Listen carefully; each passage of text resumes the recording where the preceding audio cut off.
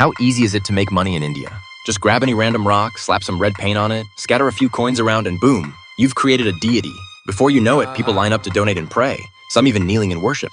Within 10 minutes, those coins multiply tenfold. Seems like a business opportunity too good to pass up, right? The truth is, using religion to scam people out of their money is nothing new in India.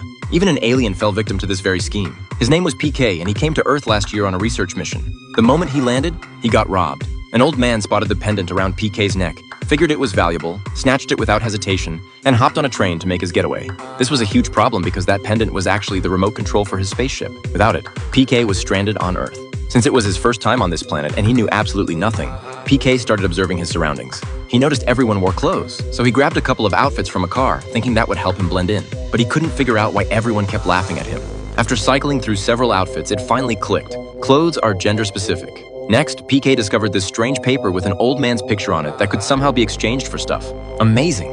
And getting this paper wasn't hard at all. You could find it in clothes left in cars or pick it up from blind people on pedestrian bridges. Now that food and clothing were sorted, there was still one major problem: the language barrier. For instance, he noticed a hairdresser whose clothes looked a bit off, but he couldn't just tell him, so he tried to fix it for him instead. The hairdresser looked pretty annoyed. Did I ruin his fashion statement? So PK tried to put the clothes back the way they were.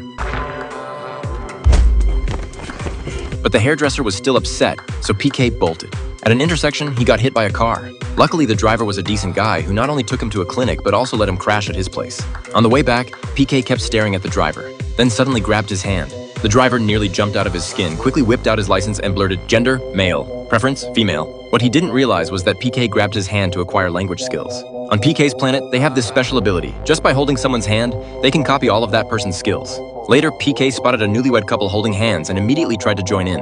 The groom pulled out a knife and chased him for 2 miles before the driver finally showed up to rescue him. Seeing how desperately PK wanted human contact, the driver decided to help him out. He pulled out his wallet and took PK to a place where holding hands was totally acceptable. There, all the women were forward and eager, and PK finally got what he was looking for. He held a woman's hand and downloaded the language pack all night long. When the download was complete, he opened his mouth and could actually speak fluently.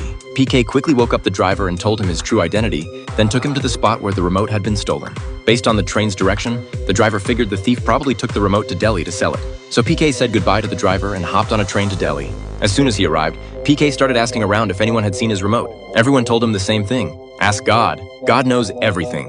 PK was totally confused. Who is this God person and why is he such a big deal? A street vendor pointed to a stall and said, "Buka, that's God right there. Small ones are 50, big ones are 100. Half skeptical, PK bought one and sat by the road to test it out. "God, please give me food." Right then, a kind stranger happened to give some food to a nearby beggar. PK stared at the food in his hands, completely stunned. This God thing actually worked.